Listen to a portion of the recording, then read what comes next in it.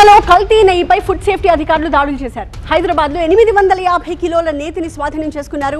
కల్తీ నెయ్యి విక్రయాలను అధికారులు గుర్తించిన నేపథ్యంలో 65 సంస్థల్లో తనిఖీలు చేసి 91 నమూనాల్ని సేకరించారు. 5 సంస్థలకి నోటీసులు జారీ చేశారు అధికారులు. హైదరాబాద్ కోర్ అర్బన్ రీజియన్ ప్రాంతంలో 14 చోట్ల తనిఖీలు చేసి 15 చోట్ల నెయ్యి నమూనాల్ని సేకరించారు. హైదరాబాద్ లో 850 కిలోల అనుమానాస్పద కల్తీ నెయ్యిని స్వాధీనం చేసుకున్నారు. అలాగే 60 కిలోల కలుషిత నెయ్యిని అక్కడికక్కడే ధ్వంసం చేశారు.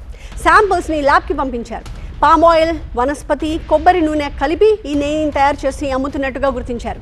కల్తీ నెయ్యిపై కఠిన చర్యలు తప్పవని హెచ్చరిస్తున్నారు అధికారులు. మా ప్రతినిధి ఏలేందర్ మరింత సమాచారంతో సిద్ధంగా ఉన్నారు. ఏలేందర్, ఇంకా ఎక్కడెక్కడ దాడులు జరిగే అవకాశం ఉంది? కిలోల కొద్దీ కల్తీ నెయ్యి మనకు కనిపిస్తున్న నేపథ్యంలో అసలు తింటున్నది ఒరిజినలా కాదా అని ప్రతి ఒక్కరూ ఆందోళన వ్యక్తం చేయాల్సిన పరిస్థితి ఏర్పడింది.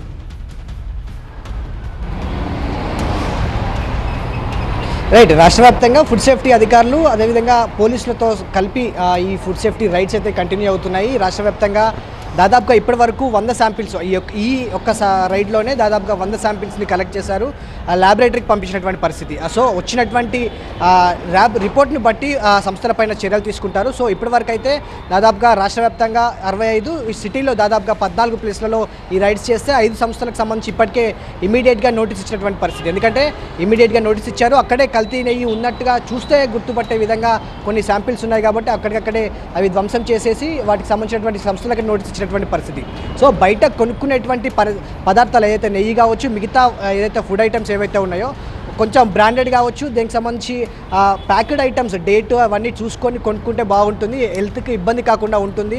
అసలే వెదర్ చేంజ్ పరిస్థితులు ఉన్నాయి కాబట్టి ఫుడ్ సేఫ్టీ పైన ప్రత్యేకమైనటువంటి జాగ్రత్తలు తీసుకోవాలనేది అధికారులు చెప్తున్నారు. సో ప్రస్తుతానికైతే ల్యాబొరేటరీకి పంపించినటువంటి 100కు పైగా నమూనాల రిపోర్ట్స్ వచ్చిన తర్వాతే మరింత కొంత క్లారిటీ వచ్చే అవకాశం అయితే ఉంది.